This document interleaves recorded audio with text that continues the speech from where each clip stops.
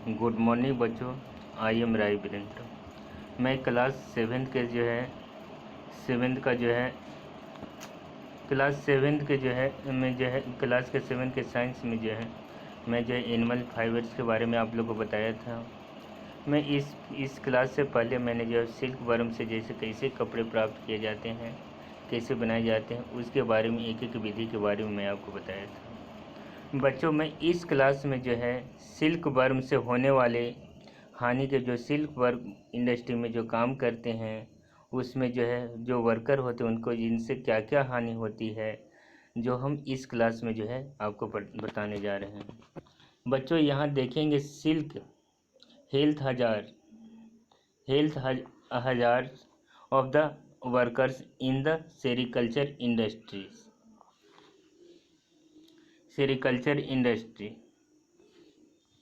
Workers employed in the sericulture industries are affected by a number of the disease। जो worker जो है उसमें जो है सेरिकल्चर में जो सिल्क वर्म के उद्योग में लगे हुए रहते हैं, पालन के उद्योग में, उनको जो बहुत प्रकार से हानि होती है। नंबर देखिए 1,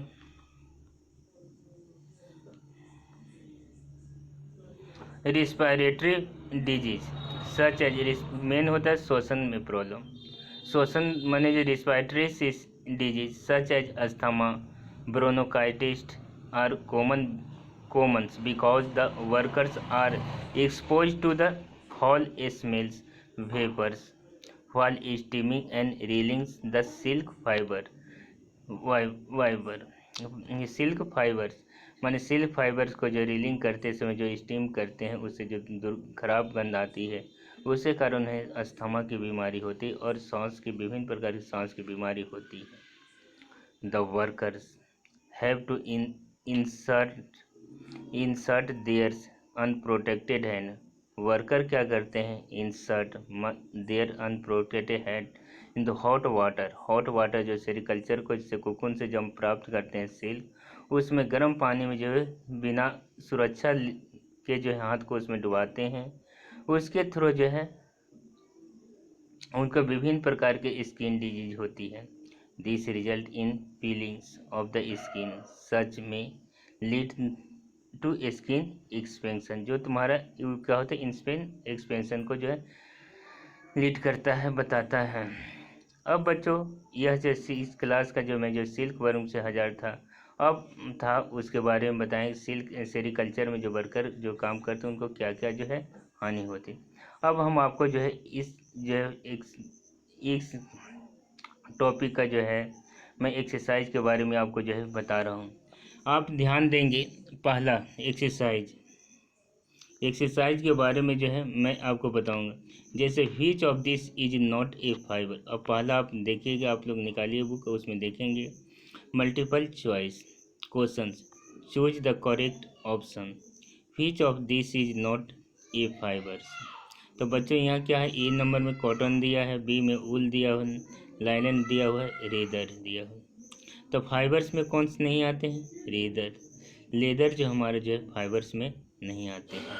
तो आंसर क्या होगा इसका? लेदर होगा। अब चलते, which of these is not animal fibres. इनमें कौन सा जो एनिमल फाइबर्स नहीं है? ऊल है, ऊल तो आपको जानते हैं सीप से मिलता है। सिल्क है, मोहेयर से, ये तीनों जो है आपका जो है मिलते हैं एनिमल से। लेकिन जूट फाइबर आपका जो है एनिमल फाइबर्स नहीं है। तो इसका आंसर क्या होगा? जूट हो जाएंगे। अब which of these is a synthetic fibre. इसमें कौन जो है हमारा सिंथेटिक फाइबर्स है? तो यहाँ आप देखेंगे सिंथेटिक फाइबर जो है जूट, कॉटन है, कैश्मीरी, ये जितने भी जो है आपका जानवरी और प्लांट का एनिमल्स एंड प्लांट से मिलते हैं। रेयन जो है आपका जो है रेयन हमारा जो है सिंथेटिक फाइबर है। कहते the washing of the fleeces to remove dust and डट इज कॉल्ड। इसमें हम क्या कहते हैं? वॉशिंग। अब 4 नंबर में आप लोग देखेंगे the washing of the fleeces to remove dust and डट। तो इसका आंसर क्या होगा आपका? स्कोरिंग कहते हैं। अब देखेंगे क्वेश्चन नंबर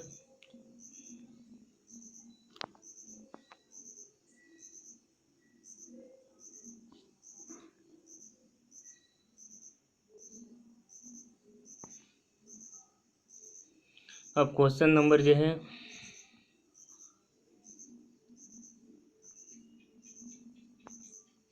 क्वेश्चन नंबर 5 आप देखेंगे। Rearing silk worm on the large scale for the production of the silk worm is called sericulture कहते हैं। तो क्या होता है, सिल्क वर्म का जो हम पालन जो है सिल्क के उत्पादन के लिए जो अधिक मात्रा में करते हैं उस प्रोसेस को क्या कहा जाता है, सेरीकल्चर कहा जाता है। The female silk mouth lay eggs which hatch into the larva, किसमें किया जाता है, लार्वा में हैच करते हैं। अब यहाँ ध्यान देंगे क्वेश्चन नंबर 7, क्वेश्चन नंबर जो है 7 ध्यान देंगे। कहता है which of the following are not step in the sericulture, यह सेरीकल्चर का कौन सा जो है स्टेप नहीं है। पहला होता है क्या होता है सेरिंग, और दोनों जो है स्कोरिंग, ये दोनों हमारा जो है किस में है, सेरीकल्चर का स्टेप नहीं है। तो आंसर इसमें हमारा क्या होगा, ए नंबर। तो आपका ए नंबर इसका जो है आंसर होगा, क्योंकि हमारा सेरीकल्चर में कौन सा प्रोसेस जो है यूज नहीं होता है इसके बारे में बताया। जैसे शेयरिंग होता है, इसको नहीं, ये जितने भी होते हैं ये वूल प्राप्त करने के लिए होते हैं। अब हम चलेंगे क्वेश्चन नंबर 8। क्वेश्चन नंबर 8 में आप देखिए, question number 8, workers in the silk industry usually suffer from the asthma due to the exposures to a false smell vapor के कारण होता है। क्या होता है, exposure to the false smell के कारण जो आपका यह बीमारी जो होती है। अब चलेंगे क्वेश्चन नंबर, बच्चों ये जो है मल्टी चॉइस क्वेश्चन था। अब objective type of the question चलेंगे। क्वेश्चन नंबर बी को देखिए, नायलन। अब यहाँ देखेंगे nylons and rayons are synthetic fibre. पहला आपका आंसर क्या होगा, nylon and rayons are the fibres, क्या है आपका, सिंथेटिक फाइबर्स हैं।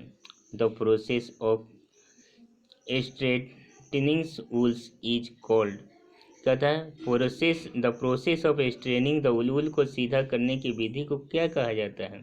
तो क्या होता है, ग्रेडिंग, कहता है क्रेडिंग कहते हैं, CARDING, कहता है क्रेडिंग्स कहते हैं। क्वेश्चन नंबर अब 3 देखेंगे। Question number 3, the fleeces is separated based on the quality of the fibres by the process of gradings क्यों कहते हैं, by the process of grading कहा जाता है। The fleeces is separated based on the quality of the fibre by the process of gradings. अब question number 4 की ओर चलते हैं। We get cashmere from the Kashmiri goat से कहते हैं। ये जो कश्मीरी ऊल से होते हैं ये किससे प्राप्त होते हैं, कश्मीर गोट से प्राप्त होते हैं। अब क्वेश्चन नंबर 5 अब देखेंगे। The process by which silk worm shed its skin is called, the process कहता है कि the process by which silk worm shed its skin is called, इसको मॉल्टिंग कहते हैं। इसको हम क्या कहा जाता है, मॉल्टिंग, MOULTING, मॉल्टिंग कहते हैं। Silk worm feed on mulberry leaves, कहता है सिल्क वर्म क्या खाता है, मलबेरी लीफ खाता है। The filament are obtain from the cocoon by the process known as और फोल्डर, इसको कहते नोन एज रीलिंग कहते हैं। क्या इसको कहा जाता है, रीलिंग्स और फेल्चर्स।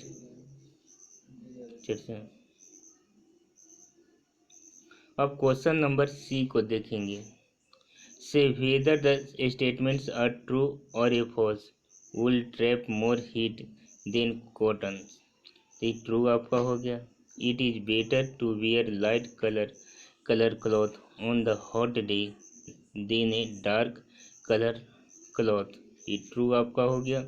जितने भी हैं ये आपका जो है स्टेटमेंट आपका ट्रू हो गया। ये आपका ट्रू है। ये आपका fur is a natural fibre, yes ये ट्रू है। अब यहाँ क्वेश्चन नंबर देखेंगे 4 no wool is obtain only from the सीप।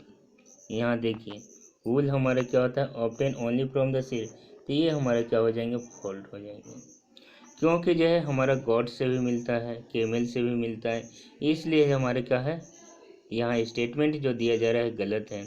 वूल from the sheep can only removed after the killing the animals, false. यह क्या आ जाता है, यह फॉल्स होता है। कहता है कि वूल from the sheep can only be removed after the killing the animals, तो यहाँ क्या आता है, फॉल्स होता है, इसमें जानवर को मारा नहीं जाता है। Mohairs is obtain from the alpaca, क्या मोर हेयर जो है फ्रॉम द अल्पका से पाया जाता है, फॉल्स है। The people is a cocoon is killed before the reelings, yes. Silk workers often suffer from the asthma, तो हाँ, तो बच्चों ये मैं यह क्लास का जो है लास्ट क्वेश्चन जो मैं करवा रहा था, जो आप यहाँ से ध्यान से देख लीजिए कि यह क्या है, इसको ध्यान से जो है समझेंगे। अब हम जो है नेक्स्ट क्लास में जो है आपका नेक्स्ट चैप्टर जो है स्टार्ट करूँगा, इसका क्वेश्चन आंसर आप लोग करके रखेंगे। Okay, thanks.